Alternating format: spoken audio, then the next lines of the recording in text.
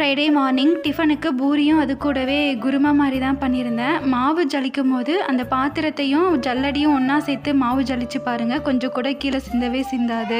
Marriage ஆன புதுசுலலாம் சப்பாத்தி பூரி செய்யனாலே கடுப்பாக வரும். ஏன்னா நம்ம ரவுண்ட் ஷேப்பில் செய்யணும்னு சொல்லிட்டு செய்வோம். ஆனால் ஷேப் கரெக்டாகவே வராது. ஒன்று இந்த சைடு இழுத்துட்டு போவோம், இன்னொன்று இந்த சைடு இழுத்துட்டு போவோம்.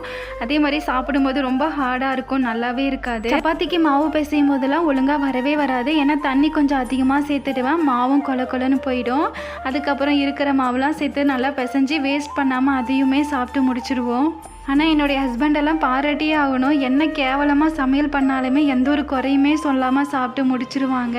உங்களுக்கு என்ன பிரச்சனைனா சாப்பாடு காரமாக இருக்கக்கூடாது, அவ்வளோதான். மற்றபடி உப்பு இல்லாட்டினா கூட சாப்பிட்ருவாங்க.